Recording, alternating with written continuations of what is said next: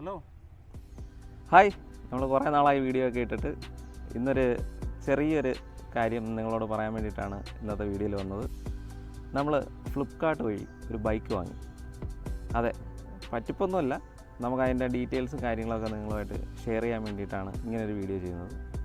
ബാക്കിൽ കാണുന്ന വണ്ടിയാണ് നമ്മൾ ഫ്ലിപ്കാർട്ട് വഴി വാങ്ങിയത്.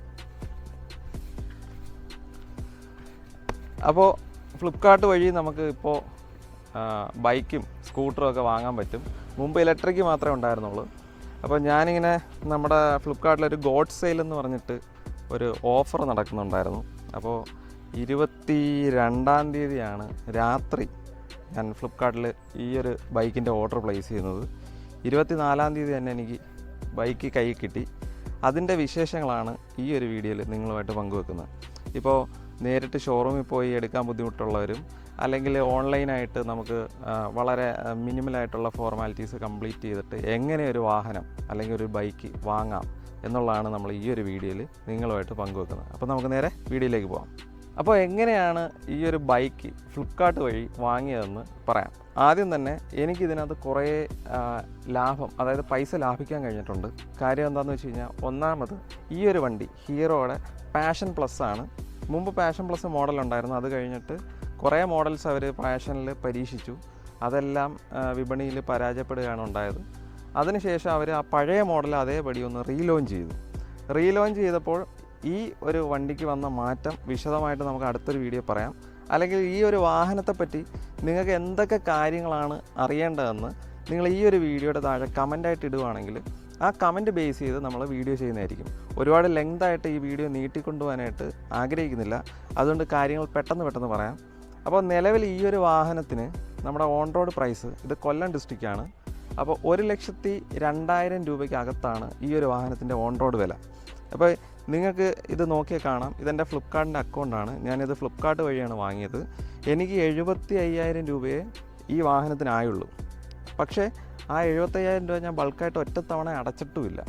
എനിക്കത് 2 വർഷത്തേക്ക് EMI ആയിട്ടാണ് കിട്ടിയിരിക്കുന്നത്, അതും പലിശയില്ലാതെ.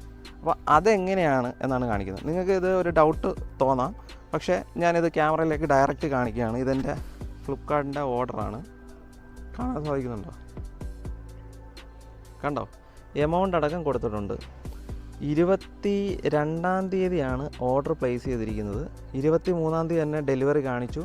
പക്ഷേ എനിക്ക് RTOയുടെ നമ്പർ പ്ലേറ്റും കാര്യങ്ങളുമൊക്കെ കിട്ടാനായിട്ട് ഒരു ദിവസം ഡിലേ എടുത്തു. അങ്ങനെ 24-ാം തീയതി വണ്ടി നമ്മൾ റോഡിൽ ഇറക്കി. അവർ കാര്യങ്ങളെല്ലാം സ്പീഡപ്പാക്കി തന്നു. യാതൊരുവിധ തലവേദനയും ഇല്ലാതാണ് നമുക്ക് ഈ ഒരു വണ്ടി വാങ്ങുക എന്നുള്ളൊരു പ്രോസസ്സ് കംപ്ലീറ്റ് ചെയ്തിരിക്കുന്നത്. അപ്പോൾ ആദ്യത്തെ സ്റ്റെപ്പ്, നമ്മൾ ഫ്ലിപ്കാർട്ടിൽ നമുക്ക് ഇഷ്ടപ്പെട്ട വണ്ടി അല്ലെങ്കിൽ ഏത് വാഹനമാണ് നിങ്ങൾ മേടിക്കുന്നത് അത് നിങ്ങൾ സെലക്ട് ചെയ്യുക എന്നുള്ളതാണ്. ഇപ്പോൾ ഈ അടുത്തായിട്ട് ഫ്ലിപ്കാർട്ടിൽ ഗോഡ് സെയിൽ എന്ന് പറഞ്ഞൊരു ഓഫർ നടക്കുന്നുണ്ടായിരുന്നു. പ്രധാനമായിട്ടും നിങ്ങളുടെ കയ്യിൽ ഒരു ക്രെഡിറ്റ് കാർഡ് വേണം. എൻ്റെ കയ്യിലുള്ളത് വൺ കാർഡ് എന്ന് പറഞ്ഞൊരു കാർഡാണ്. ഇതൊന്നും ഈ ഹീറോയുടെയോ ഫ്ലിപ്കാർട്ടിൻ്റെയോ ഗോഡ് സെയിലിൻ്റെയോ പ്രൊമോഷനല്ല. കാര്യം ചിലപ്പോൾ നിങ്ങൾക്ക് ഇതൊന്നും കിട്ടിയെന്നും വരില്ല. അപ്പോൾ ഇതെൻ്റെ കാർഡാണ്. ഈ കാർഡിൽ എനിക്ക് ലിമിറ്റ് ഉണ്ടായിരുന്നു. അപ്പോൾ നമ്മൾ സിംഗിൾ പേയ്മെൻ്റ് ആയിട്ട് ചെയ്യുകയാണെങ്കിൽ ഓൺ ദ സ്പോട്ടിൽ തന്നെ ഒരു 15,000 രൂപയുടെ ഡിസ്കൗണ്ട് അതിൽ കൊടുത്തിട്ടുണ്ടായിരുന്നു. പക്ഷേ എനിക്ക് അത് സിംഗിൾ പേയ്മെൻറ്റിൽ ചെയ്യാൻ സാധിക്കാത്തതുകൊണ്ട് EMI ആയിട്ട് കൺവേർട്ട് ചെയ്തു. അപ്പോൾ ആദ്യം നമ്മൾ ഈ ഒരു ഫ്ലിപ്കാർട്ടിൽ ഓർഡർ പ്ലേസ് ചെയ്യുമ്പോൾ ഈ പൈസ, ഈ ട്രാൻസാക്ഷൻ നമ്മൾ EMI ആയിട്ടാണ് കൊടുക്കുന്നതെങ്കിലോ അല്ലെങ്കിൽ റെഡി ക്യാഷ് കൊടുക്കുകയാണെങ്കിലോ നമ്മുടെ ഓർഡർ സാധാരണ ഒരു ഏത് സാധനം മേടിക്കുന്ന പോലെയും ഫ്ലിപ്കാർട്ടിൽ മേടിക്കുന്ന പോലെയുള്ള ഒരു പ്രൊസീജിയറാണ്. അതിനുശേഷം ഓർഡർ കംപ്ലീറ്റ് ആകുമ്പോൾ നമ്മളെ ഷോറൂമിൽ നിന്ന് കോൺടാക്റ്റ് ചെയ്യും. ഷോറൂമിൽ നിന്ന് കോൺടാക്റ്റ് ചെയ്തിട്ട് നമ്മളുടെ ഏതെങ്കിലും ഒരു ID പ്രൂഫും ഒരു ഫോട്ടോയും മാത്രം അവർക്ക് അയച്ചു കൊടുത്താൽ മതി. രജിസ്ട്രേഷൻ പ്രോസസ്സ് കാര്യങ്ങളെല്ലാം സ്പീഡപ്പായിട്ട് ചെയ്യും. അതിന് പൈസ വേണോ എന്ന് ചോദിച്ചു കഴിഞ്ഞാൽ എനിക്ക് സംഭവം 75,000 രൂപയേ ആയുള്ളൂ. ഞാൻ രജിസ്ട്രേഷൻ, റോഡ് ടാക്സ് എല്ലാം ഇൻക്ലൂഡിംഗ് ആയിട്ടാണ് ആ ഒരു എമൗണ്ട് പേ ചെയ്തിരിക്കുന്നത്. പിന്നെ അഡീഷണൽ ആയിട്ട് ഒരു എമൗണ്ട് കൊടുത്തിട്ടില്ല. ഇപ്പോൾ ഇതിനകത്ത് കുറച്ച് ആക്സസറീസൊക്കെ ഫിറ്റ് ചെയ്തിട്ടുണ്ട്. അതായത് സീറ്റ് കവർ കാര്യങ്ങൾ, ഇതിലെല്ലാം എനിക്ക് ഫ്രീ ആയിട്ട് തന്നെ കിട്ടിയതാണ്. ആകെ അവർ രജിസ്ട്രേഷൻ ചാർജായിട്ട് ഒരു 1,100 രൂപ ഈടാക്കി. അതല്ലാതെ വേറെ പൈസയൊന്നും കൊടുത്തിട്ടില്ല. അപ്പോൾ അതൊരു വലിയൊരു നല്ല ഡീലായിരുന്നു. അതായത് നല്ല ഒരു ലാഭത്തിന് തന്നെയാണ് ഈ ഒരു ബൈക്ക് കിട്ടിയിരിക്കുന്നത്. അതുമല്ല 2 കൊല്ലത്തെ സമയമുണ്ട്. നമുക്ക് പലിശ ഇല്ലാതെ തന്നെ നമുക്ക് അടച്ചു തീർക്കാനും പറ്റും. പിന്നെ ഈ വണ്ടിയുടെ മറ്റ് വിശേഷങ്ങൾ എന്തെങ്കിലും നിങ്ങൾക്ക് അറിയാൻ താല്പര്യമുണ്ടെങ്കിൽ നിങ്ങൾ താഴെ കമൻറ്റ് ചെയ്താൽ മതി. അതിൻ്റെ ബേസിൽ നമുക്കിതിൻ്റെ മൈലേജ് കാര്യങ്ങൾ ഓടിച്ചിട്ട് എങ്ങനെയുണ്ട്, ജെനുവിൻ ആണോ, അത് പുതിയ വണ്ടിയാണോ എന്നൊക്കെ ഉള്ള ഒരുപാട് സംശയങ്ങളുണ്ടാവാം.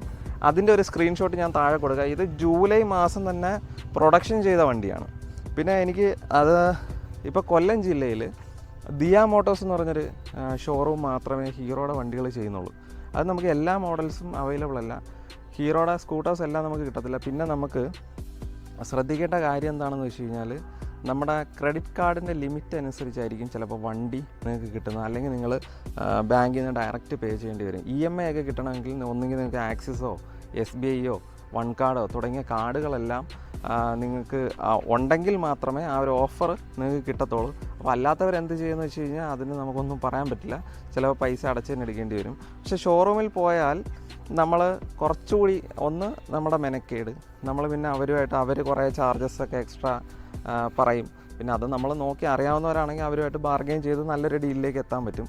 പക്ഷേ എന്തായാലും ഈ ഒരു റേറ്റിന് നമ്മളൊരു പ്രൈവറ്റ് ഫിനാൻസോ അല്ലെങ്കിൽ മറ്റേത് ഒരു ബാങ്കിൻ്റെ ഒരു ഫിനാൻസോ എടുത്താൽ ഈ ഒരു ഓഫർ കിട്ടത്തില്ല നിങ്ങൾക്ക്. കാര്യം 16% ബൈക്കിൻ്റെ ലോണ്. അപ്പോൾ 48 മാസത്തിനൊക്കെ എടുക്കുകയാണെങ്കിൽ 1 ലക്ഷം രൂപയുടെ ലോൺ എടുക്കുകയാണെങ്കിൽ നമുക്ക് എങ്ങനെ പോയാലും ഒരു 35,000 തൊട്ട് 40,000 രൂപ വരെ നമുക്ക് പലിശ മാത്രമായിട്ട് പോകും. അപ്പോൾ അങ്ങനെ നോക്കുമ്പോൾ അത് വലിയൊരു നഷ്ടമാണ്. അപ്പോൾ അതൊക്കെ കൂട്ടിക്കഴിഞ്ഞാൽ നമുക്ക് വലിയൊരു ലാഭത്തിനാണ് ഈ ഒരു വാഹനം കിട്ടിയത്. അപ്പോൾ ഇത്രയുള്ള വീഡിയോ. ഇനി ഈ ഒരു വാഹനത്തിൻ്റെ റിവ്യൂ നിങ്ങൾക്ക് ആവശ്യമുണ്ടെങ്കിൽ നിങ്ങൾ കമൻറ്റ് ചെയ്യുക. നമ്മൾ ഈ വാഹനത്തിൻ്റെ ഫീച്ചേഴ്സ് എന്തൊക്കെയാണ് കാര്യങ്ങൾ നമുക്കറിയാവുന്ന രീതിയിൽ നിങ്ങളുമായിട്ട് ഷെയർ ചെയ്യുന്നതായിരിക്കും. അപ്പോൾ എല്ലാവർക്കും ബൈ ബൈ.